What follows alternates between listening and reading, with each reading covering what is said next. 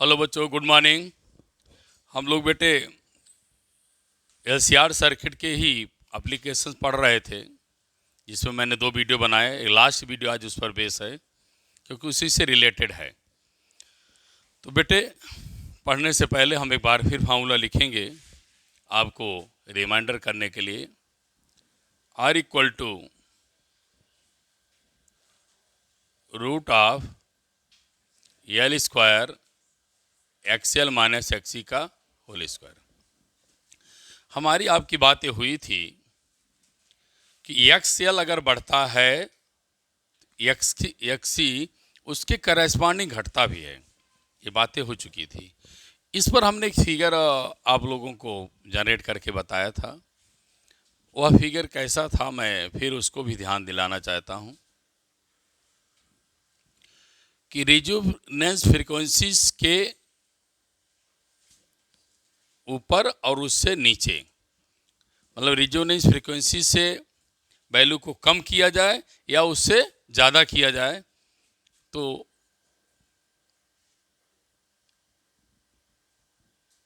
Impedance बढ़ता है। ये मैं कर्व आपको बना के दिया था। मैंने बताया था कि एक्सएल को बढ़ाएंगे, एक्सई को घटेगा, तो जेड इक्वल टू मैक्सिमम होगा। जेड बार बार मैं बता चुका हूं, अगर आपने इसकी फ्रीक्वेंसी को कम किया, इसको कम करेंगे तो इसकी वैल्यू ज़्यादा होगी, इसको ज़्यादा करेंगे तो इसकी वैल्यू क्या होगी, कम होगी। दोनों केस में जेड की वैल्यू मुझे बेटे लार्जर मिली थी। ये फिगर हमने आपको बता दिया था कि रेजोनेंस फ्रीक्वेंसी पे जेड इक्वल टू क्या था, आर। अब हम इसी बात को लेके आगे चलते हैं। जेड और एफ के बीच मैंने ग्राफ खींचा था। आज बेटे मेरा मकसद है कि करंट और फ्रीक्वेंसी के बीच ग्राफ खींचें। तो मैं आपको समझा दूं क्या मैं करने चल रहा हूं। करंट हमने पढ़ा है बी अपान जेड। अब मैं इम्पीडेंस की बात कर रहा हूं, इसलिए आप ओम्स लॉ में मत जाइएगा। एलसीआर सर्किट की बात कर रहे हैं तो I equal to B upon Z पढ़े हैं। I equal to B upon Z. और बेटे जब जेड हमारा क्या है, लार्जर है, जेड मैक्सिमम होगा, तो आई क्या होगा, मिनिमम होगा। अगर आप इतनी बात समझ गए कि जिस फ्रीक्वेंसी पर जेड मैक्सिमा है, बोलो, जिस फ्रीक्वेंसी पर जेड मैक्सिमा है वहां करंट मिनिमम होगी। बस मुझे यही समझाना था बेटे। तो फ्रीक्वेंसी वही ले लीजिए। अब इसको आप यहां से ऐसे उठाइए।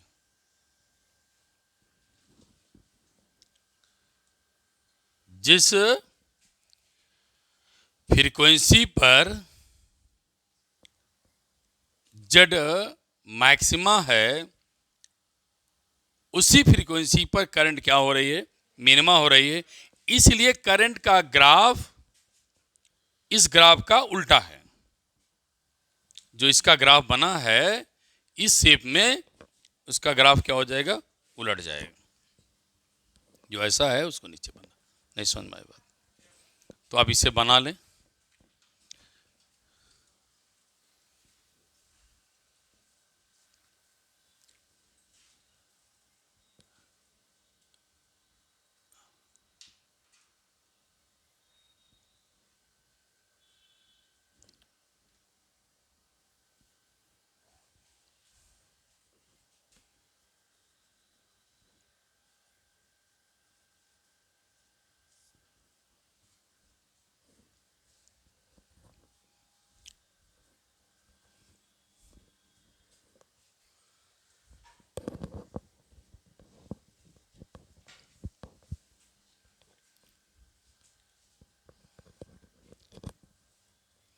समझ में आ गया बढ़िया से।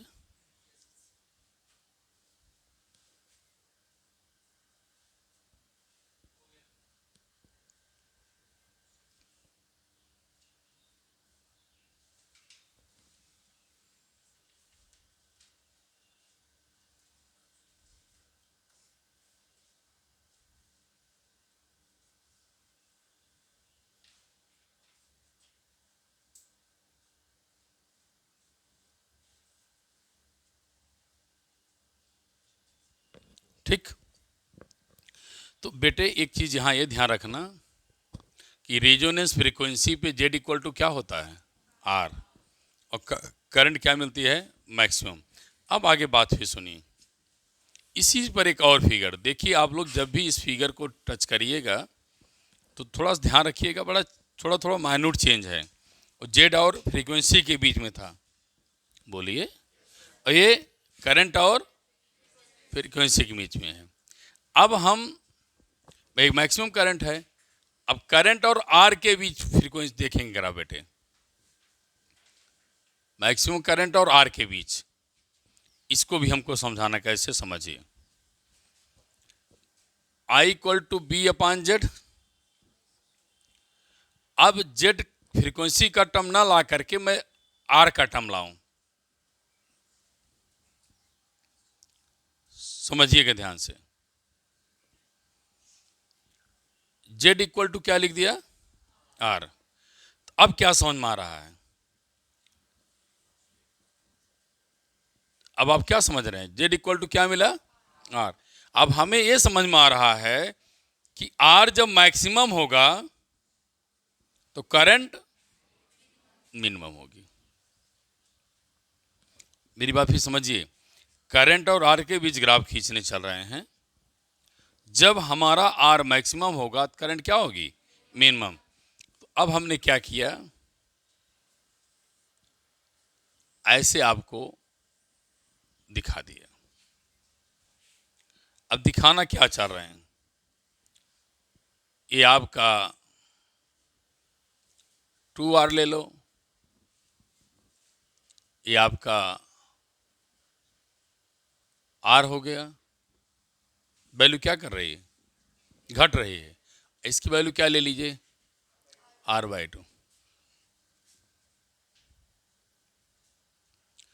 तो अब यहां से आप ये दिखाना चाह रहे हैं करंट की वैल्यू क्या करेगी, बोलो, आर की वैल्यू क्या है, ज्यादा है, तो करंट क्या होगी, कम। जैसे जैसे आर की वैल्यू घट रही है, करंट की वैल्यू बढ़ रही है। कैसे, अगर नहीं समझ में आएगा तो R maximum equal to V by Z, V by R कर दीजिए। मतलब करंट किसके प्रोपोर्शनल है, इनवर्सली आर के है। तो जिसका आर ज़्यादा होगा उसकी करंट क्या होगी, कम होगी।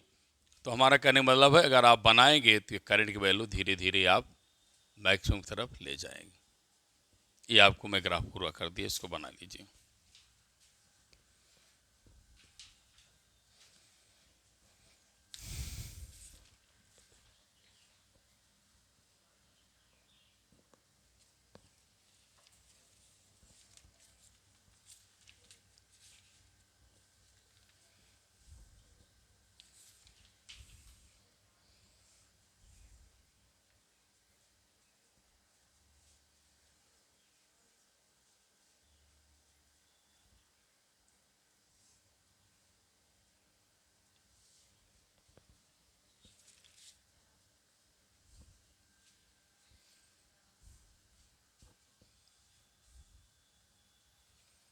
इसे लिख लीजिए शार्पनेस ऑफ रेजोनेंस। इस यहाँ लिख लीजिएगा बेटा नीचे, शार्पनेस ऑफ रेजोनेंस।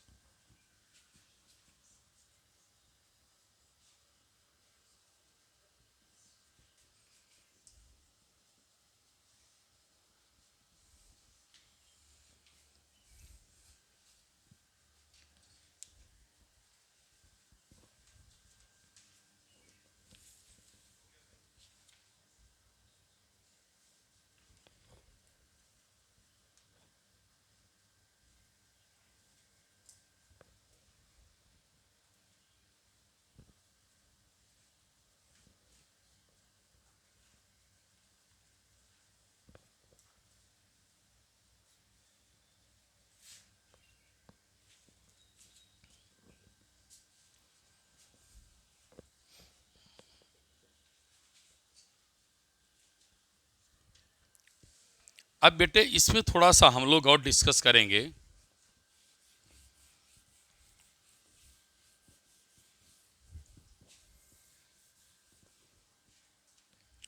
देखिए ये रिजोनेंस फ्रीक्वेंसी है। रिजोनेंस फ्रीक्वेंसी पर करंट मैक्सिमम होती है, और उससे पहले अगर फ्रीक्वेंसी की बात करेंगे वहाँ पर करंट क्या होगी, मिनिमम होगी। ये बात हो चुकी है ग्राफ से। तो यहाँ मैं लिख दे रहा हूँ बेटा, at resonance frequency current maximum, current क्या हो जाएगी, मैक्सिमम हो जाएगी। अब इस फ्रीक्वेंसी का अगर मैं F1 की बात करूं, F1 कैसे निकाला जाए?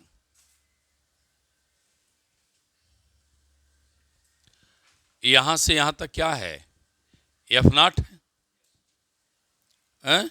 सपोज किया बेटा इनकी चेंज फ्रीक्वेंसी क्या मान लिया, डेल्टा एफ। हमारी बात सुनिए, F1 रिजोनेंस फ्रीक्वेंसी से F1 के बीच का जो रिजल्ट है क्या है, डेल्टा एफ।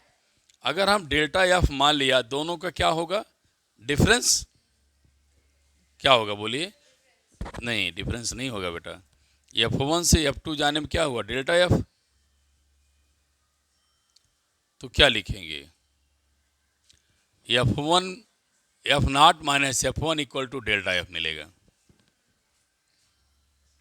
ठीक है, क्या लिखा मैं, F0 minus equal to delta F. Maxima से मिनिमा घटाएंगे तब चेंज आएगा। मैथमेटिक टर्म्स बात करिए, maxima minus minima upon result. और इसमें आइए आप,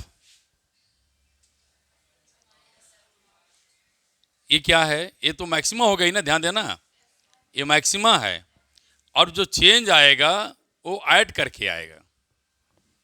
नहीं समझ पा रहे हो, फिर मैं समझा रहा हूं, समझिए क्या कर रहा हूं। इसको भी लिख देता हूं,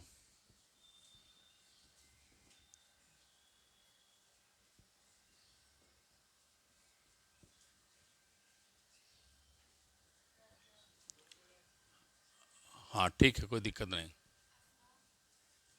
बेटे। ये मैक्सिमम फ्रीक्वेंसी हुई, तो चेंज कैसे मिलेगा, F0 minus F1 equal to delta F. लेकिन यह वैल्यू मैक्सिमा है ना, इससे क्या है, आगे जा रही है। तो क्या लिखेंगे, F0 plus delta F equal to F2।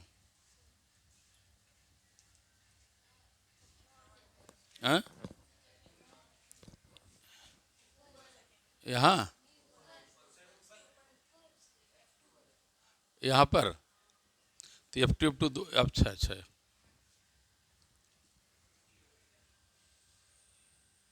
ठीक। अब तो नहीं गलत है, बोले भाई, अब तो नहीं गलत है। अब दोनों को ऐड करिए,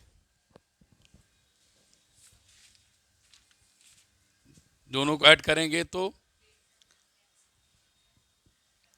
F1 plus F2 equal to 2F0, और दोनों सब्ट्रैक्ट करेंगे तो F1 minus F2, F1 minus F2 subtract करिए 2F0।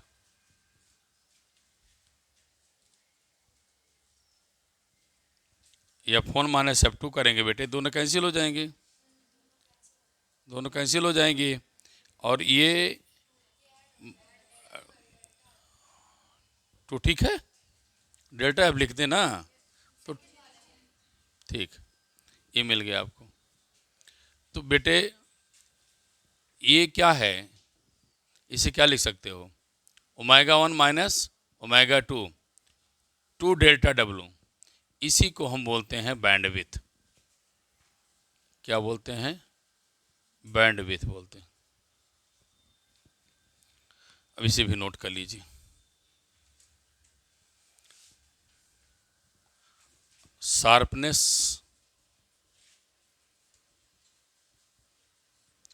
ऑफ रेजोनेंस जब निकालेंगे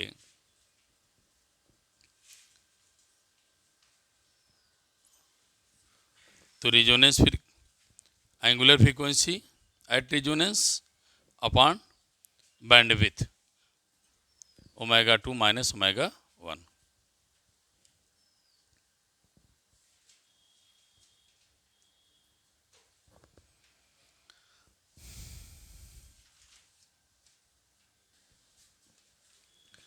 अब बेटे हम पढ़ेंगे क्यू फैक्टर। लिखिए क्यू फैक्टर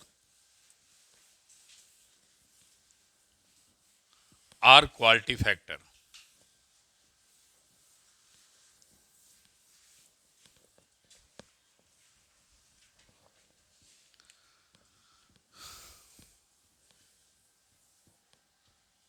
लिख रहा हूं बेटा, क्यू फैक्टर दूसरा नाम है बेटा क्वांटिटी फैक्टर। क्वालिटी की क्वांटिटी, क्वालिटी क्वांटिटी नहीं बेटा, क्वालिटी, क्वालिटी फैक्टर।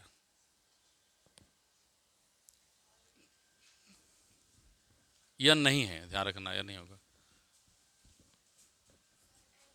हाँ यह लिख देता हूं, क्वालिटी फैक्टर क्यू। अब ध्यान दीजिए, कैसे निकालना है पहले समझा दें तब आपको बताएं। मान लिया बेटा रेजिस्टेंस मैंने लिया, ये 5 ओम का है।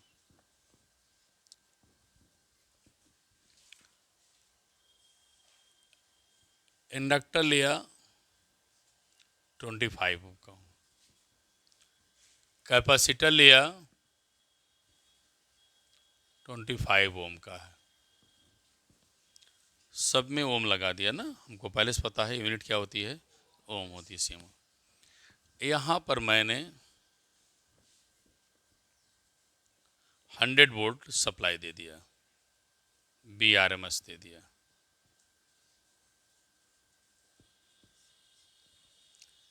अब आपको ध्यान क्या देना है, ये बहुत केयरफुली ध्यान दीजिएगा।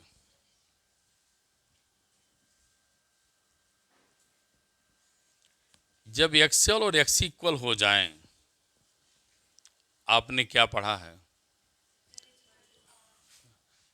किस कंडीशन को कहा जाता है, कौन सी कंडीशन है, रिजोनेंस कंडीशन। कैसी कंडीशन है, RLC किस कंडीशन में है, रिजोनेंस में। एक कंडीशन है, इट मीन्स हम LCR के रिजोनेंस कंडीशन पर कुछ बातें कर रहे हैं। क्या है क्वालिटी फैक्टर, क्या है क्यू फैक्टर, अब ध्यान से सुनें। मैंने आपको बताया बेटे R = 5 ओम है, XL 25 ओम है, XC 25 ओम है। BRMS की बात करेंगे बेटे, वो 100 वोल्ट। चूंकि मैं बता चुका हूं XL और XC इक्वल हैं, अगर XL और XC इक्वल हो जाएं तो रिजोनेंस कंडीशन हो जाती है। उस कंडीशन में बेटे हमारे सभी जानते हैं, बेटियां बताएं, Z = R। तो करंट की बात करें तो V/R पढ़े हो, तो V/ क्या हो जाएगा, Z हो जाएगा। अब मेरे बच्चे सप्लाई कितनी निकल रही है बोलिए फिर, 100 क्या, 5। कितनी एम्पियर करंट सप्लाई हो रही, 20 एम्पियर।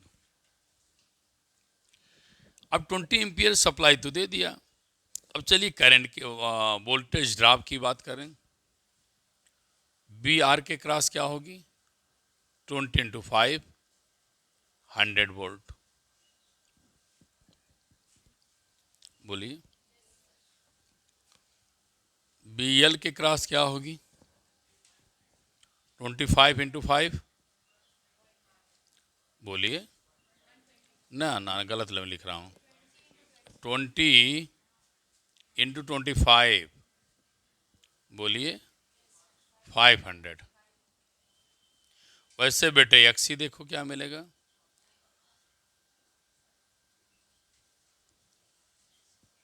वोल्ट हो जाएगा। BR भी हो जाएगा, BL भी हो जाएगा और BC भी हो जाएगा। अब आप खूब बढ़िया सा ध्यान से देखें क्या आपको मिला कि रेजोनेंस कंडीशन पर वोल्टेज और वोल्टेज अक्रॉस इंडक्टर और कैपेसिटर क्या आए, सेम आ गए। लेकिन जो आपने सोर्स वोल्टेज दिया है उससे बहुत ज़्यादा है ना। कितना है? 5 टाइम्स है। कितना है बेटे? 5 टाइम है। तो हमने क्या पाया कि जब क्या बोलेंगे, at resonance potential difference across inductor और कैपेसिटर, आर लगाना, are very high with respect to source voltage, source potential difference is known as quality factor.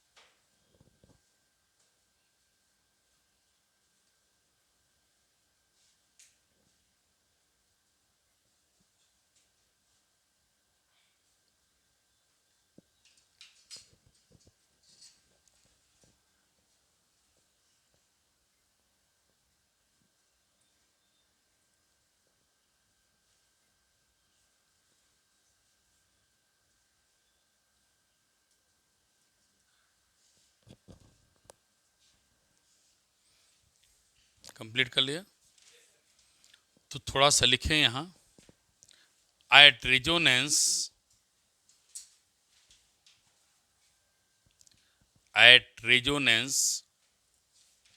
LCR circuit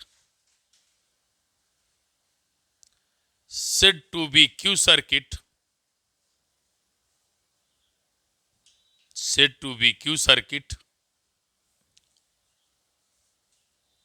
or quality factor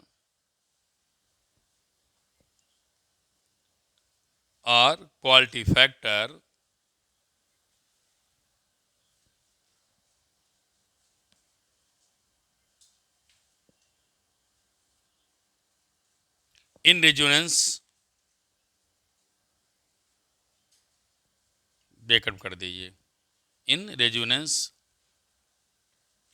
potential difference across L and C very high with respect to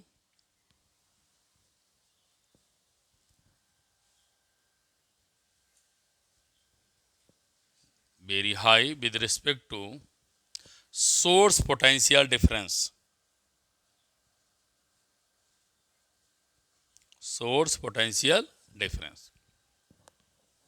समझ में आ गया सबको बढ़िया से? बेटे ध्यान से फिर देख लें, मैंने रेजिस्टेंस लिया, इंडक्टर लिया, कैपेसिटर लिया। जब एक्सएल और एक्सी देखा तो आप तुरंत जान गए सर ने हमको रेजोनेंस कंडीशन में डाल दिया। किसको? एलसीआर सर्किट को। एलसीआर सर्किट किसमें डाल दिया? रेंज में डाल दिया। तो जब हमने सबकी वैल्यू लिख लिया, पोटेंशियल बेटे लिख लिया, फिर जेड इक्वल टू रेजोनेंस होता है, एक्सएल इक्वल टू एक्सी जब पाया जाता है, हम जानते हैं कि जेड इक्वल टू क्या मिल जाता है? R. I equal to V upon Z, तो बी इक्वल टू क्या मिलेगा? Z. Z equal to 5 current देखा। अब करंट जब सप्लाई हो रही है तो देख रहे हैं बेटे कि जो पोटेंशियल ड्रॉप हो रहा है वो हमारे अप्लाइड वोल्टेज से ज़्यादा है, कहीं 5 गुना ज़्यादा है। हमारी चिंता की खबर हो गई कि मैंने दिया 100 वोल्ट और सप्लाई कितना हो जा रहा है? 5 कितना हो जा रहा है? 5। तो स्केलर है ये, पोटेंशियल स्केलर क्वांटिटी है। सारे पोटेंशियल को जोड़ दीजिए तो कितना हुआ? 1100, 1100 मिल गया। दिया 100, पाया कितना? 1100। तो अब आप इनका कहना है ऐसी सर्किट में जहां पर अप्लाइड वोल्टेज से एलसीआर सर्किट के अलग अलग वोल्टेज बहुत ज़्यादा हो जाएं, वहां पर हम उस सर्किट को, एलसीआर सर्किट को क्यू सर्किट कहते हैं। क्यू सर्किट से क्या बन गया? Q factor. क्यू फैक्टर से क्या बन गया? Quality factor. बात समझ में आ गई सबको? सबने लिख लिया? चलिए आगे मैं बात करता हूं कैसे निकाला जाएगा न्यूमेरिकली। कंप्लीटेड?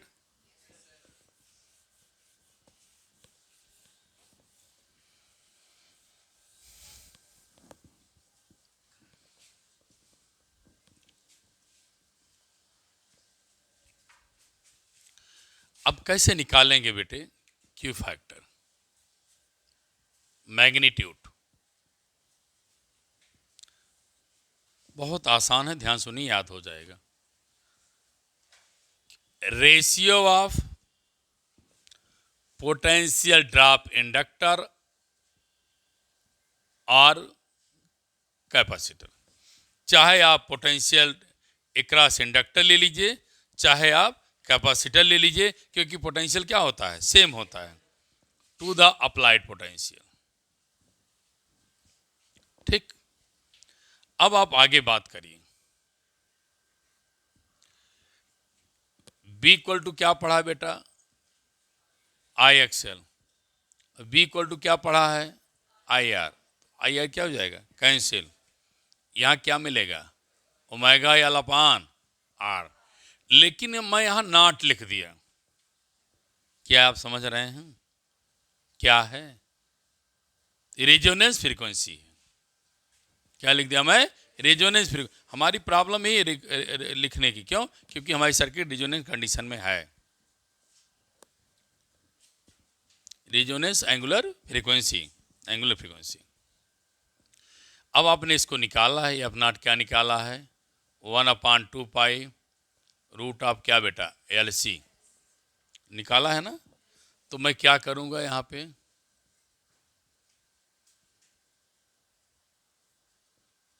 और इसको इसके साथ कर दिया जाए तो 2 पाई एफ नॉट लिखें तब क्या मिलेगा बेटा? ओमेगा मिलेगा ना। क्या बचेगा? रूट एल सी मिलेगा। तो मैं क्या किया? ओमेगा नॉट के स्थान पर बेटे क्या दिया? एल सी लिख दिया। यहाँ क्या मिला? L upon R. इसे सॉल्व किया जाए, कैसे सॉल्व करेंगे? यहाँ तो रूट लगा है, यहाँ रूट अगर लगाना चाह रहे हैं, यहाँ तो रूट हमारे पास है, स्क्वायर रूट है।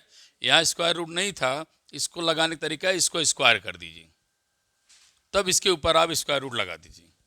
इसके स्क्वायर ऊपर स्क्वायर रूट तब लगाएंगे जब आप स्क्वायर लगा देंगे। अब यहाँ से दोनों क्या हो जाएंगे? कैंसिल। तब मुझे जो मिलना चाहता है बेटा Q factor 1/r root L upon C. ये हमने आप लोगों को क्यू फैक्टर ला दिया।